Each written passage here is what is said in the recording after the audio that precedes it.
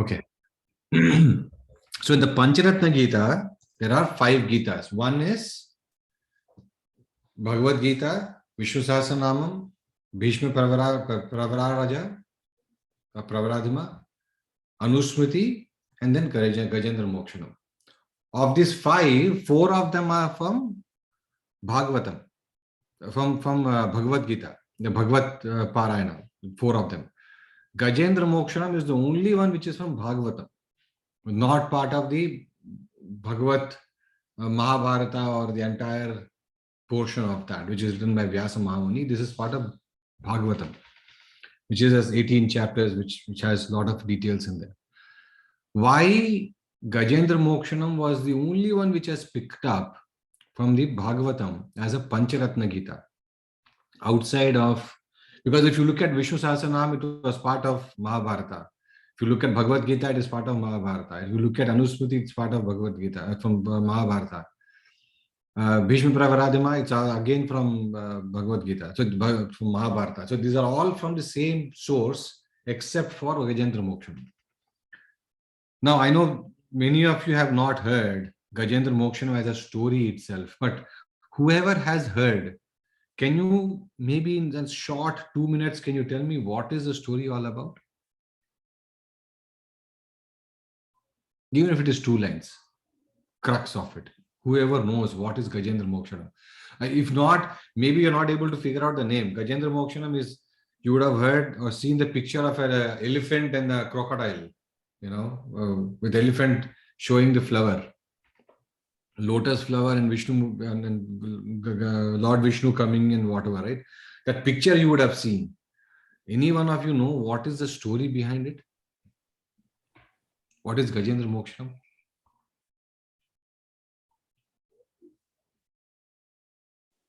No one? Maybe in a nutshell, I would say it's like surrendering. What is complete surrender?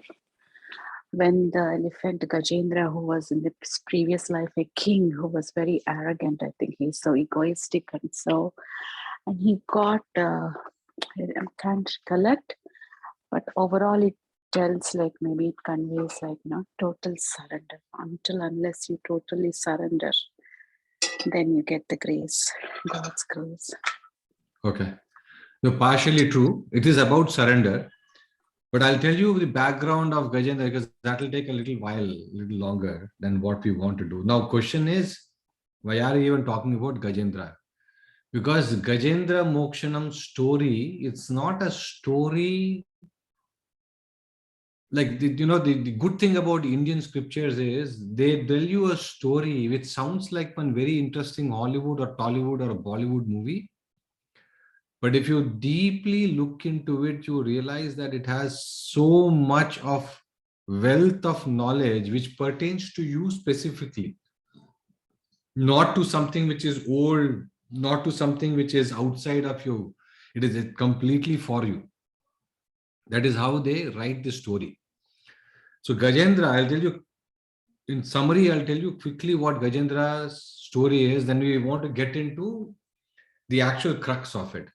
So Gajendra, as your name, Gaja is elephant, Indra is, he's a king of elephants.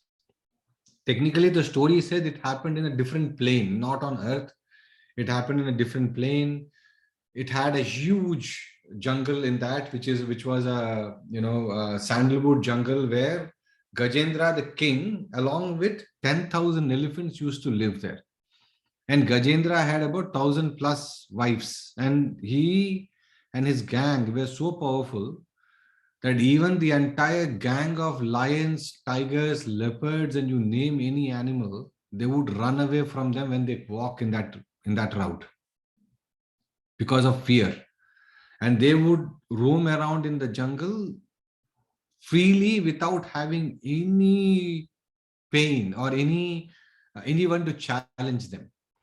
Now, question comes in as to, so what? If you look at it, when they say he had 1,000 wives and 10,000 people,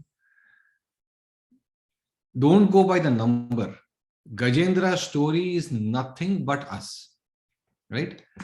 So you will see a lot of people who are living the life like they have this thought that I am a self-made man. I did it of my own. I am the king of my life.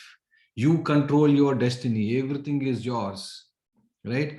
When they talk about 1,000 wives or 10,000 wives or 1 lakh wives, they're not talking about physical wives. What they're talking about is from indriyas. Remember, we have been speaking about Gyanendriyas and Karmendriyas. How much of pleasure using those indriyas you are collecting through your life, through many, many lives, not one or two, for many, many lives. That is your wife. That's basically the pleasure, which is they're showing this as your, being a king and having a pleasure and having so many wives and all that stuff. So many people you will see who are completely in a mode where they're like, hey, everything is, I am self-made. It's all because of me. There is no God. There's nothing there which can stop me, right? I am the king. Now, what happened to Gajendra was one day he decides to go for a walk in the jungle, like the way his entire gang goes. They felt thirsty. When they felt thirsty, they started looking for a pond. When they looked for the pond, they found a pond which was there, had beautiful pond, had many, many lotuses there, had flowers, birds, trees, all that, ducks, everything in that.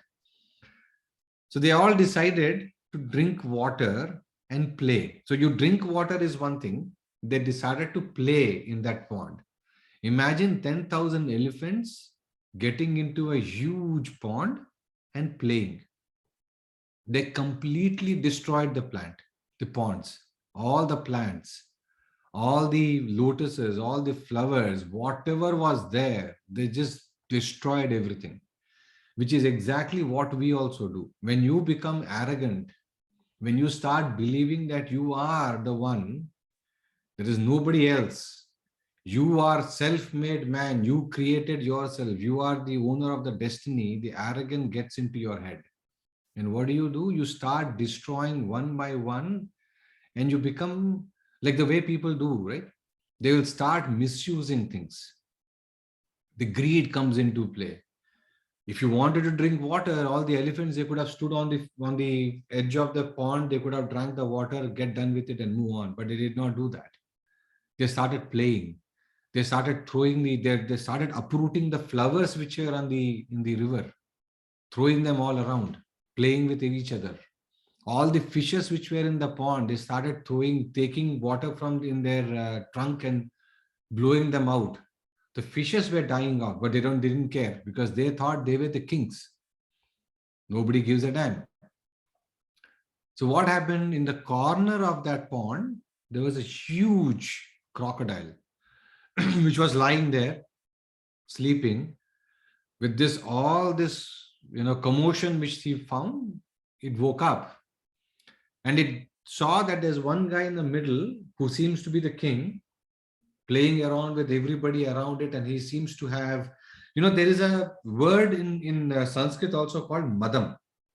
I'm not sure how many of you read or have you read Lalita Sahasranam. There's a word where they say Ragaswarupa Pashadya Krodha Karan Kushojjala Manorupekshu Kodanda Panchatanmatra Saika. So basically the control, the madam, that I am and I have 10,000 more elephants. I have my backing of all these people around me.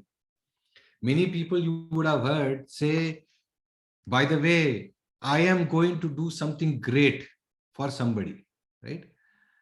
Forgetting that you are only the doer. Who is making you do it is a little different. But they have that feeling that I am the one who is doing it. Without me, nothing would work. Even us, we think about us in the office, right? If I take off, office won't work. Technically not true. If you take 1 week off, nobody cares. If you take 1 month off, they will go their jolly way. You will not even have a job, right? But we have a feeling that without me, this world won't work. Without me, the house won't work. Without me, this entire office won't work. And by the way, nobody can do anything to me because I have 50,000 people who can support me. That was the arrogance that Gajendra had.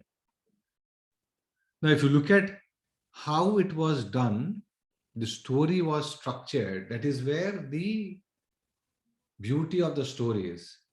Who is the strongest mammal on earth? Anyone? Who is the strongest mammal on the earth? Come on, it's not a quiz question. It's a very simple question.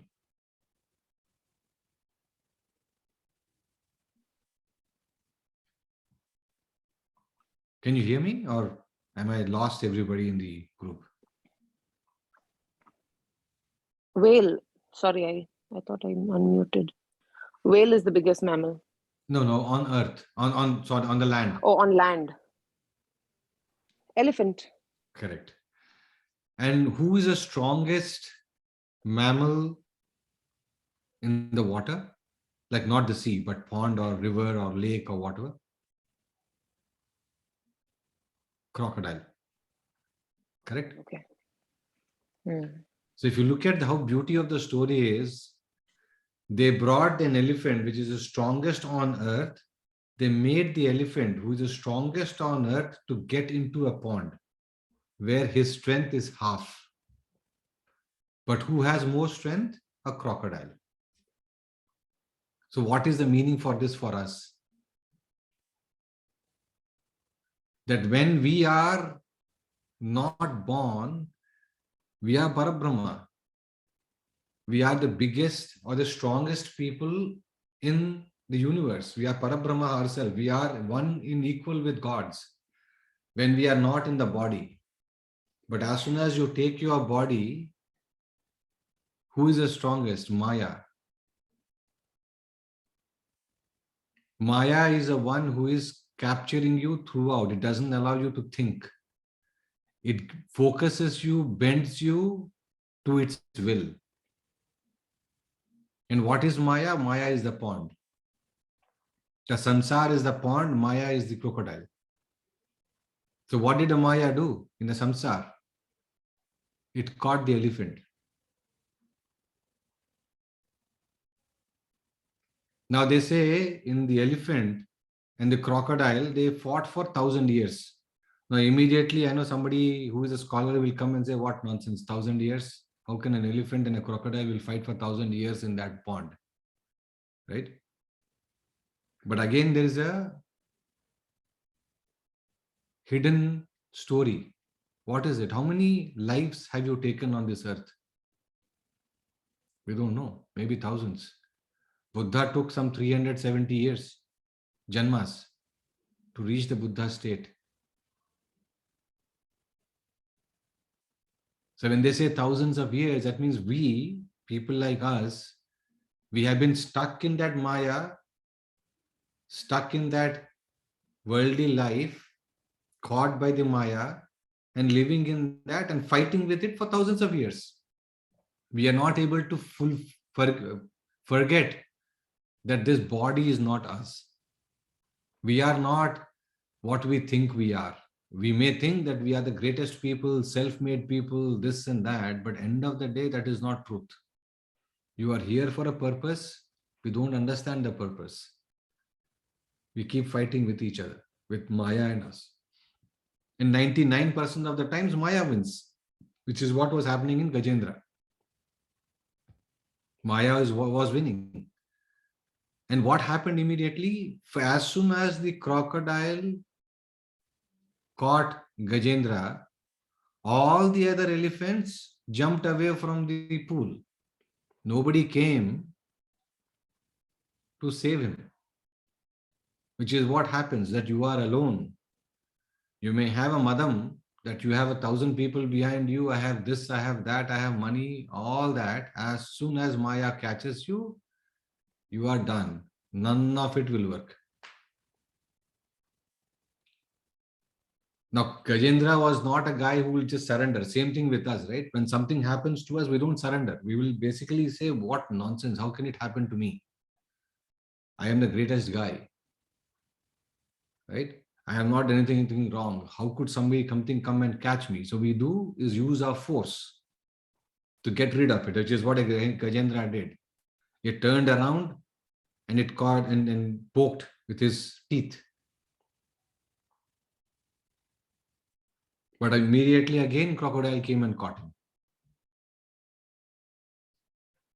Now, once Gajendra became weak, he could not fight anymore, which is where we start to get the idea that this world and me and all that is not me, which is where you become that the aham, the madam, everything falls off slowly and steadily.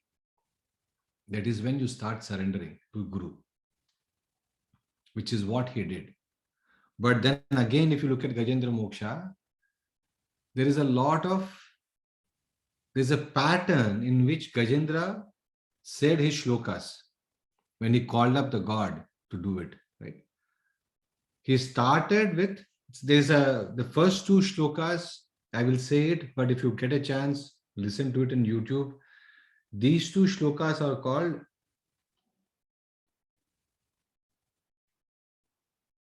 universal prayers because there is no name of a Rama, Krishna, Buddha, or anything like that. It just has no meaning, no name to it. It basically says, I am praying to someone. Om Namo Bhagavate Tasmai Yata Ekachitatmakam. Basically saying, I am praying to the one and one supreme. Yata Ekachitatmakam. Purushaya Adi Bijaya. Now, Purushaya means what? I think we have again spoken to this in many, many sessions. Purnatvat iti Purushaha. Anybody who is Purna with no incompletions, he becomes a Purusha. So for us, even Patriji is Purusha. Why? Because he has no incompletions left. We are not Purushas because we have incompletions. Purnatmat iti Purushaha. So Purushaya Adi Bijaya, somebody who is a source of this entire universe. We have been speaking about this even in Nada Brahma, Nada Bindu Kala. That if you keep going behind the Nada is where the ultimate source of this universe lays. There is no punlings, there is no gender, there is no form, there is nothing there. If you go beyond it, that is what he's saying. Purushaya Adi Bijaya, Pareshaya Abhidhima. He's saying, I am praying to you, whom I do not know. But he's there, somewhere in the corner. He was no form. This is the first shloka he said.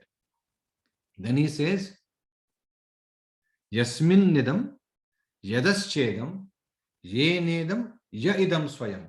So he's saying, you are the one who created the world. You are the one who is with the world. Without you, the world does not exist. You are the one who destroys the world. And even after destruction, you still exist. So if you again look at Vishnu Sahasranamam, if you have read it, if you have done Lalita Sahasranamam, Panchakrutta Parayana, basically saying you exist even before that. Lavanya Shevadihi, right? That you exist even before that. You don't exist now. The world get destroyed. You are there. Simply think about this. You have an eye. Eye is only physical form, but the vision is the God, not the eye. Because people have eyes, they don't have vision. But vision, what we have, is only half of it.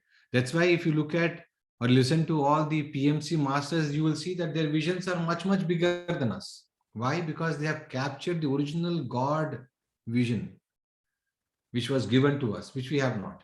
Now, for that, you need to do more meditation. Similarly, your ears. Ears are physical form, but able to hear is the God form. PMC masters are able to go beyond your hearing, like, auto scripters, who are able to hear things which are way beyond us and write it.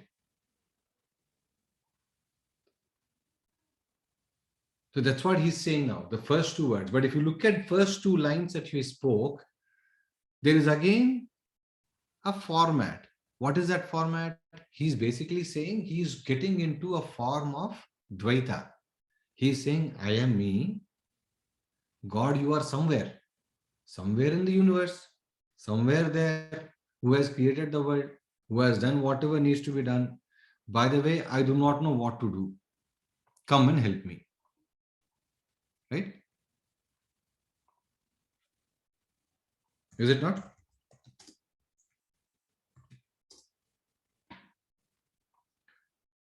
Now, which is what happens to us, right? We basically sit here, we do all that, and then, but see, if you look at many people that you will, people who are not into meditation, who have not understood, like what our Upanishads say, right? Eko devaha sarva bhuteshu gudaha. He's everywhere, right?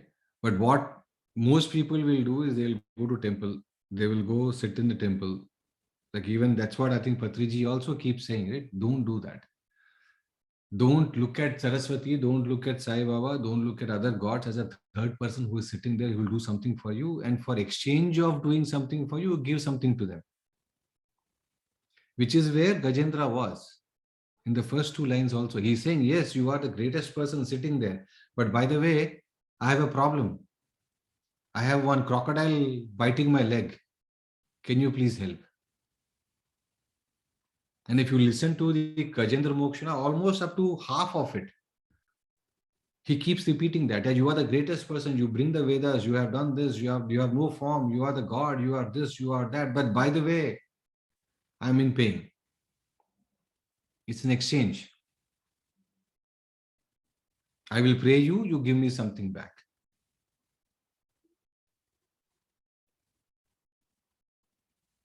Now, almost to the middle and the end of it is when Gajendra gets to the state of Advaita.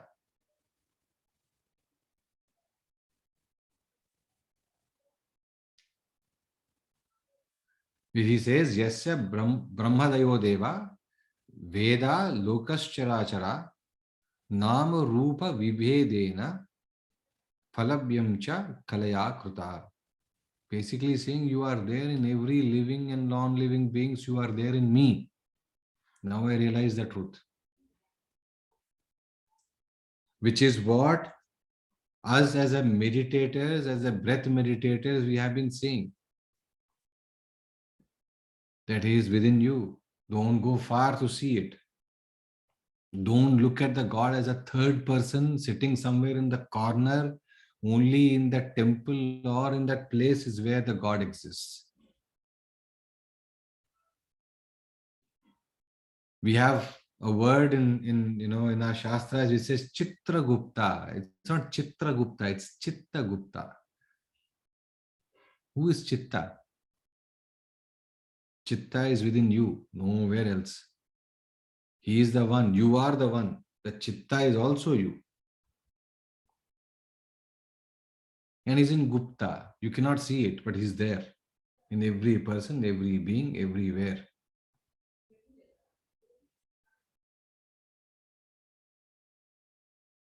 Imagine this. Bhishma Pitama, when he got arrows poked into his body, there's a story behind it.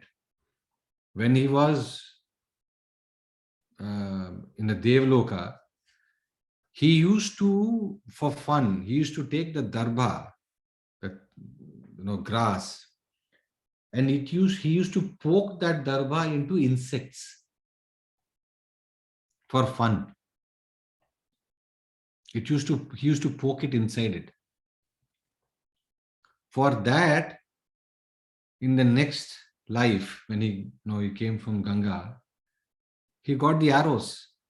He had to lay on the arrow's bed, poking his body. For that, I don't even know. I have killed how many insects in my lifetime. So I don't know where my moksha will come. But thing is, knowing that yes, he is with everybody. That is where Gajendra has got from Dvaitam.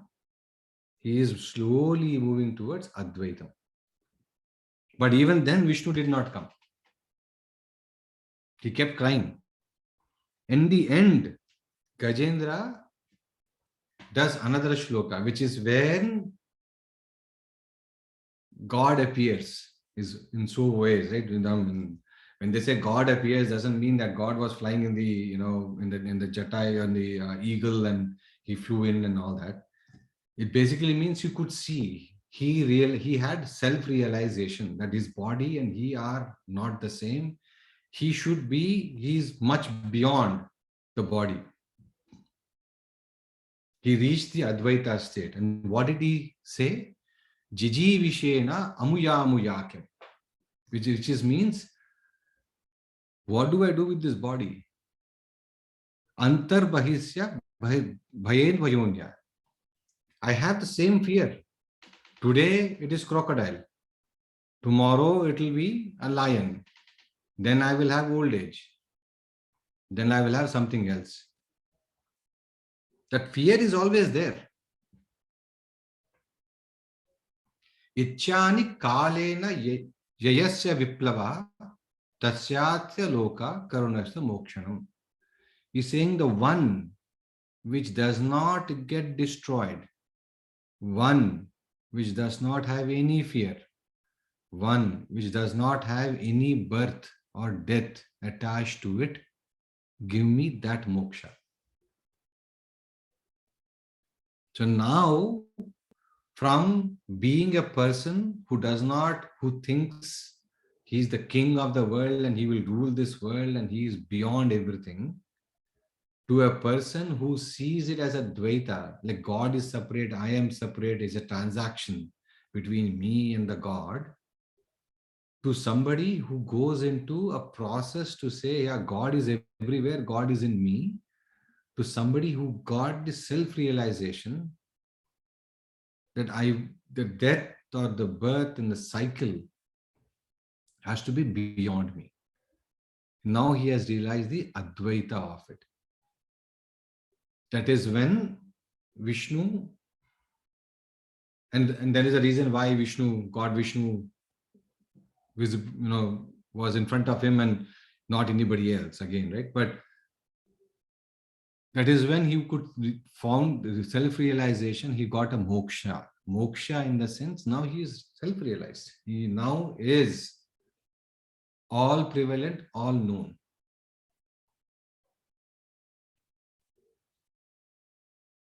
This is the Gajendra moksha, where at least, even if you listen to this in YouTube on a daily basis, you will find a lot of difference. I mean, I think I'll tell you my experience.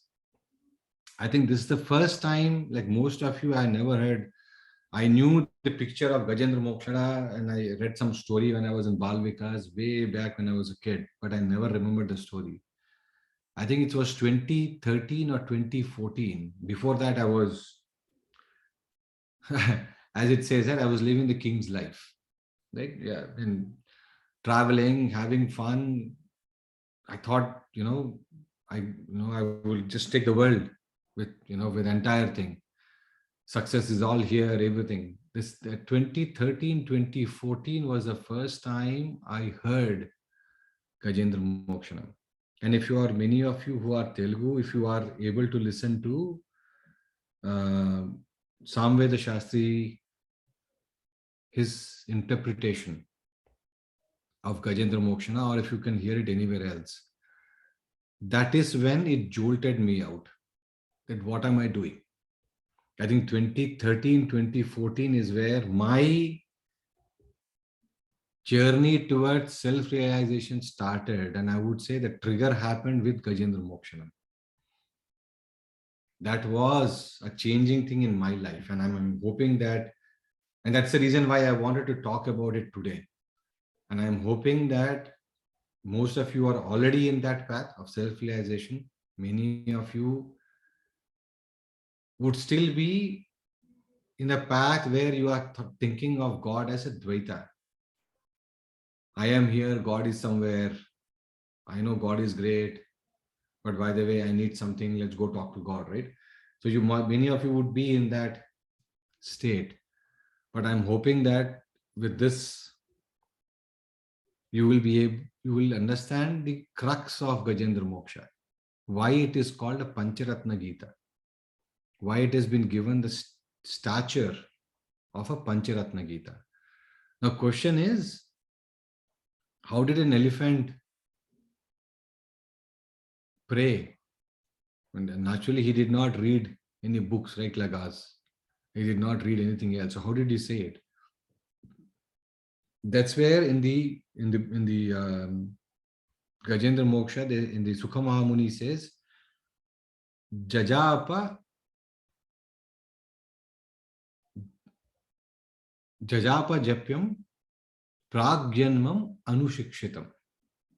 That means he did not say a shloka. I'm saying it shloka, but Sukha Mahamuni says he's a Jajapa Paramam Japyam. Japyam is for mantra, not for shloka. Mantra, you do a japa.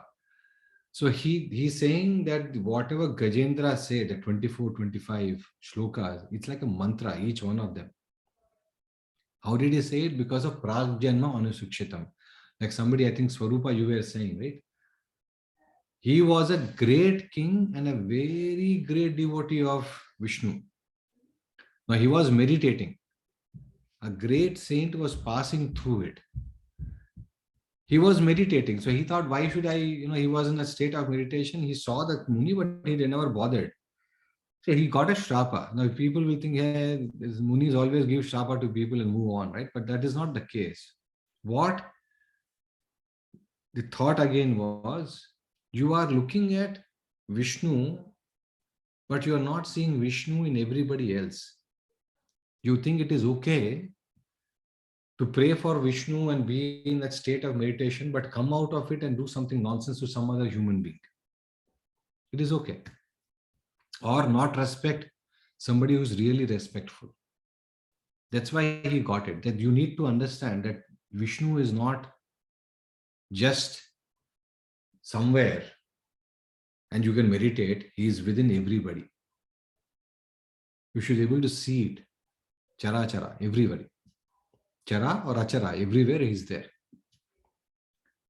Which is what he realized in Gajendra. That is why when he closed his eyes at the last moment and said, I realize this is not me, my body is not me, this fear and save me, all that is nonsense.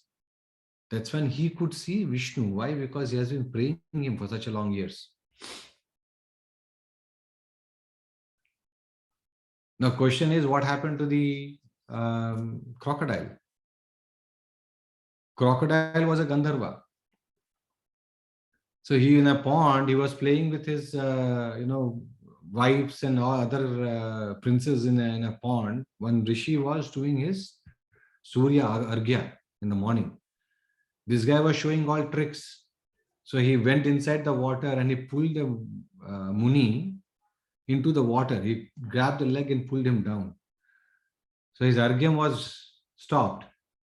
So Muni said, you are a Gandharva. Instead of being a pious person, you are doing all these tricks and doing actions like a fish and a crocodile in a pond. So you become a crocodile. He became a crocodile. Now, even though Gajendra got a moksha, the crocodile became Gandharva back. He never got a moksha because he needs to finish his cycle again. Because he did not get a self-realized, but because he was stopped by the God power, he went back from being a crocodile to a Gandharva. So that's the story of Gajendra Moksha. So I wanted to hear from you from the your point of view. Where do you think, from the stories and everything else that we talked about, what is it that we as a meditators should grasp from the story?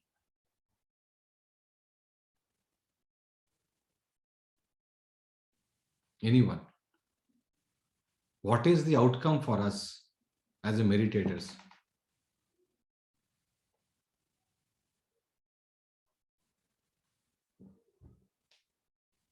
Come on, everyone.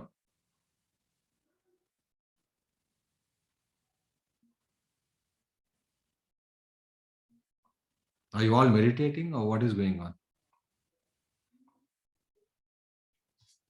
Because this is not a heavy topic. This is a topic that we keep hearing in many other places. So what is it that you think is a lesson for us as meditators? I briefly touched upon it as well. It's not something trick question. Anyone? So, as a meditator, is it Aham Brahmasmi? So,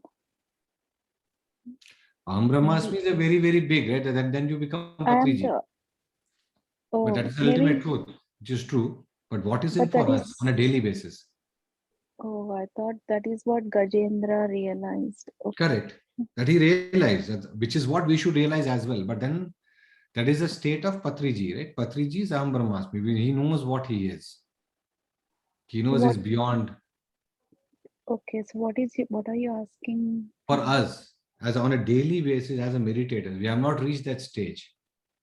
But what is it that we have to do? What we have to do?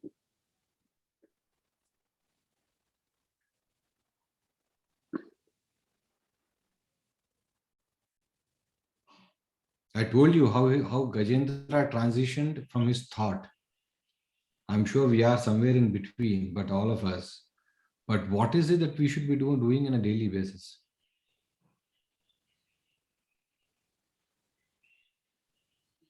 Many of you, or most of you, are already doing it in some form. So what is the lessons for us?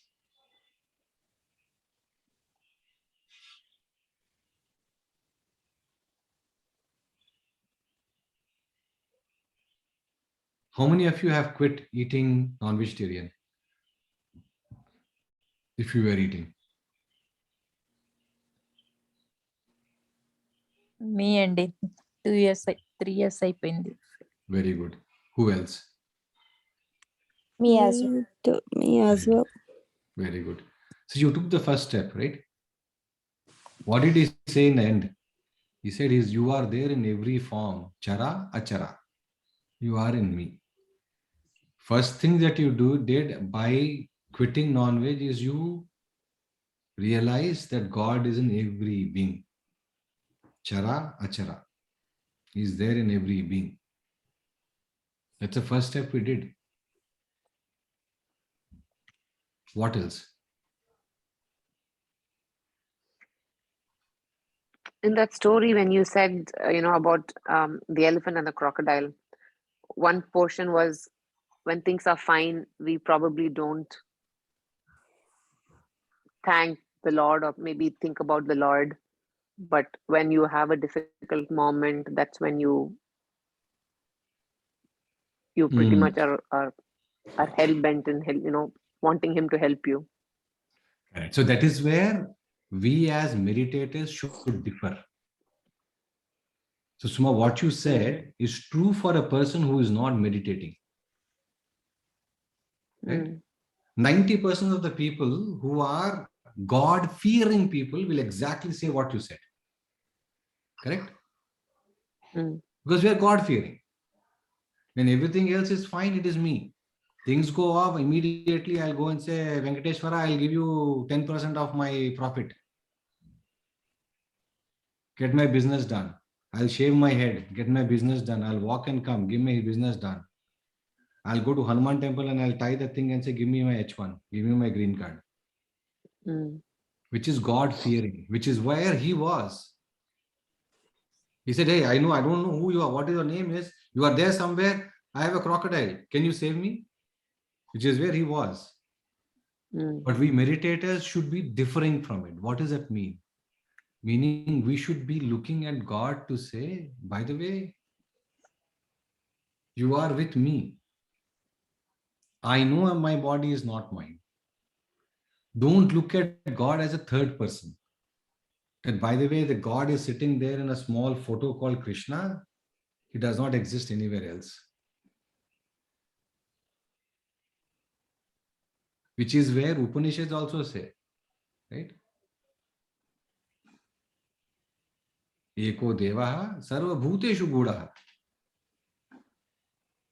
His hidden in every being. Where is he hiding? Kameshwar Prananadi. If you look at Vishnu Sahasranam or you look at Dalita Sahasranam, they will say one thing.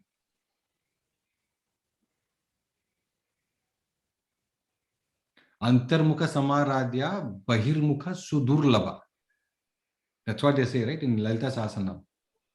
Antarmukha Samaradhya. Meaning, if you are searching for the God inside you, you will find him or her.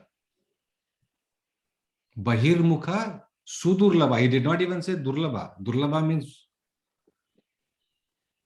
hard. Sudurlabha, impossible. If you keep searching for the God outside, it is impossible to find the God. Period.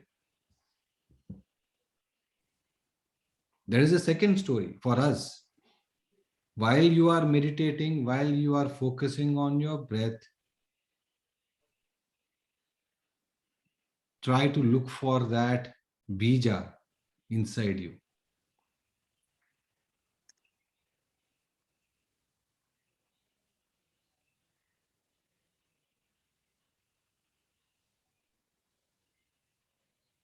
That is the second story, second lessons for us. As far as Gajendra Mokshanam is concerned. And how do we interpret, how do we make sure we stay with this on 24/7? By listening to the same shlokas again and again. Reinforce it in your body, morning and evening. Nothing hard. Go to YouTube, you will get the Gajendra Moksha shlokas. It takes 7 minutes to listen in. You don't have to mug also. First thing in the morning, put it. Reinforce it on you.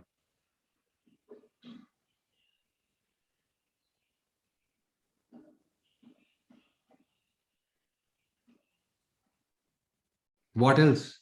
What else lesson is there for us?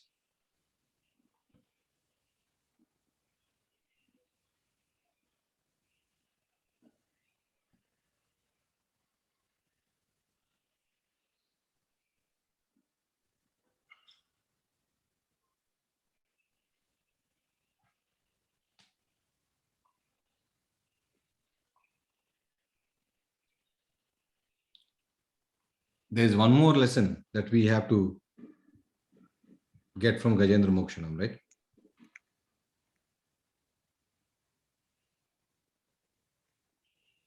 What is that?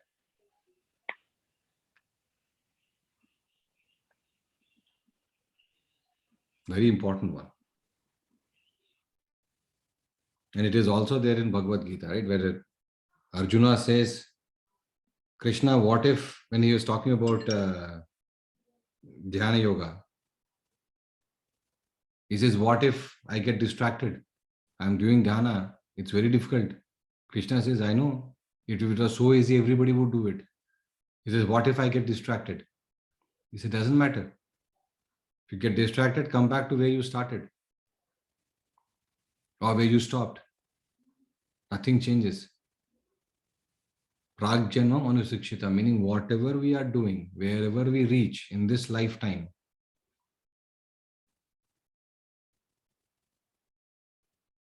is where we will start next life. So this life, your aim should be to reach moksha. But doesn't mean that if you don't reach moksha, your life is finished. It means if you are striving to get self-realization and you are going through the right path, wherever you end is what you start next. So life is a continuum. Biggest lesson for us. So some people always will say, oh, there's only one life. There's no one life. This whole Western theory of, oh, there's only one life. You have to do everything in one life. You should enjoy everything in one life. You should enjoy everything in a set period of time. Those are all stupidities. They don't fit for us. Because for us, it is very clear. It is life is continuum. What will happen if you go and do all these things in continuum in a hurry? You will start creating incompletions. When you start creating incompletions, what will happen? Whoever was with me in that sessions, somebody can tell me what happens when you have incompletions? Come on, guys. We had like 7-8 sessions on incompletions. What happens if you create some incompletions in your hurry?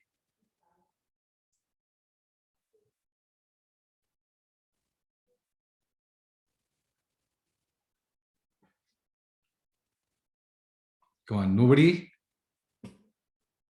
All of you are new? Then you never attended the incompletion sessions?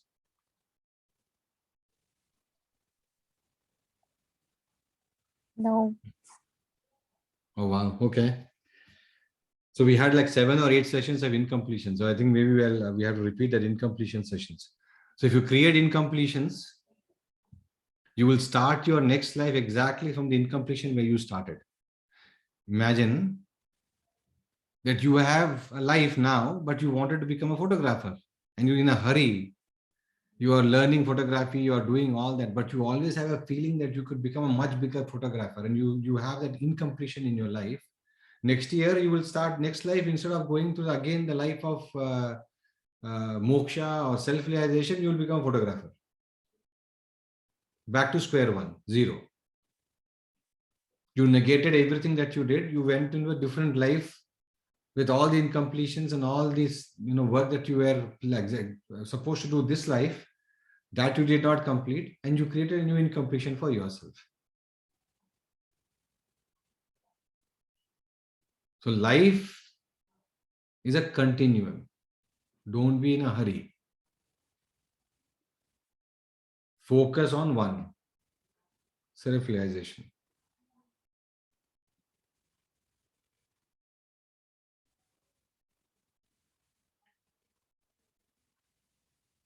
That is when you will be able to reach your goal faster than anything else. Why you took your body, who am I, all these questions comes only with clarity. And clarity comes only when you stay on this path of asking for many, many janmas. Like Ramana Maharishi did not become Ramana Maharishi in one birth. He became Ramana Maharishi after taking so many births. Same thing with Gautam Buddha.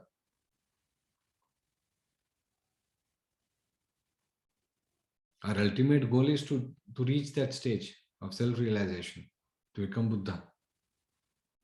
So stay in that path. That's the most important thing we should capture from this.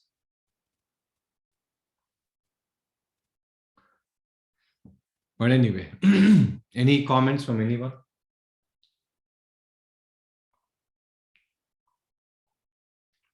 Any comments?